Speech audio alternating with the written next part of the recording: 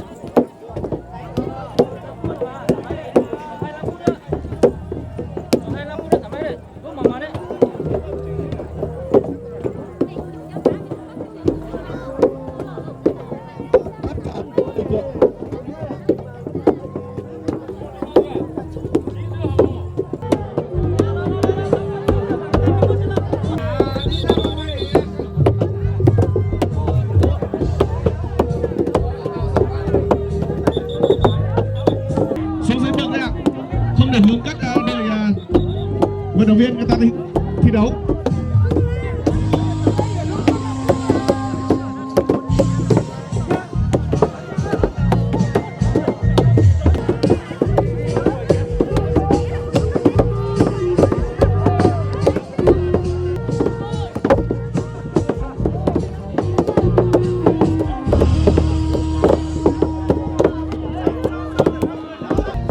Các bạn khán giả chúng ta lùi ra.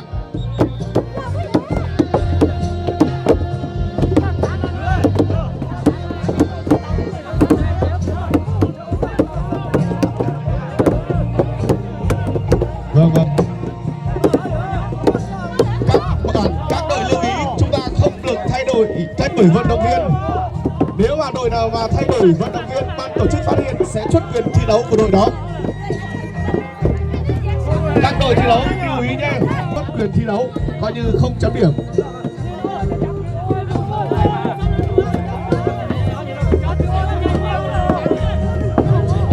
Nào khán giả ơi, xuống dưới ạ.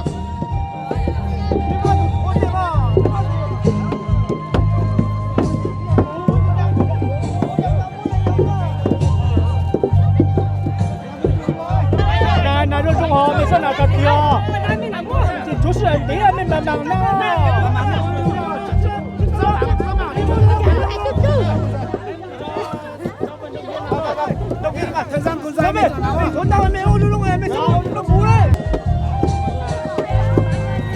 các bạn hãy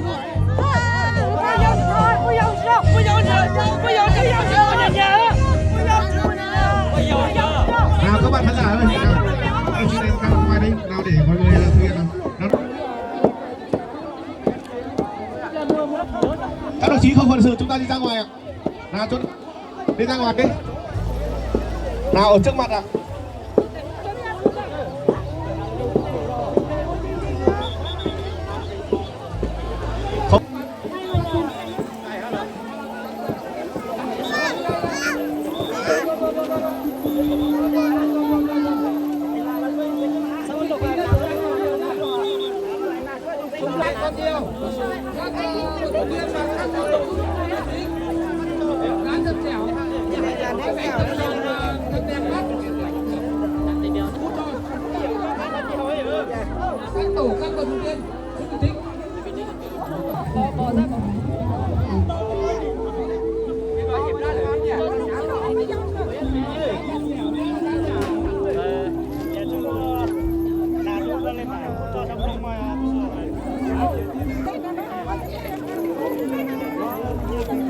Yêu cầu các đội nào đá xong bóng đánh xong ai nhanh hơn và ai nhiều hơn, ai được ngon nó dẻo hơn.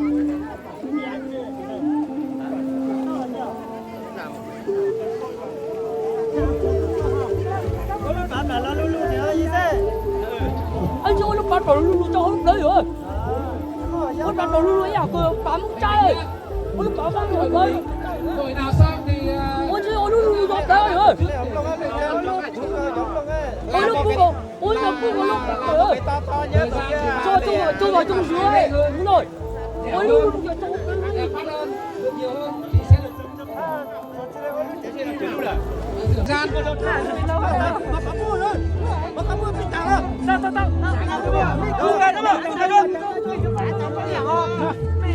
Đồng chí Mạnh chú ý, đồng chí Mạnh là chúng cắt thời gian cho từng đội một.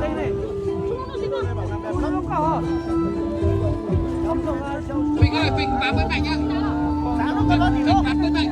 Bám với Mạnh là sẽ tính thời gian từng đội. Yêu cầu tất cả là khán giả ra ngoài. Yêu cầu tất cả khán giả ra ngoài để quan sát chung. Để quan sát hết cả bài bản. Nào nào. Đi ra. Đấy, anh em đáy đấy. Anh em đáy đây đâu. Hết rồi đấy. Bảo đây đi. Sao đâu? Bảo luôn nhanh nhé. Bảo sẽ chấm điểm.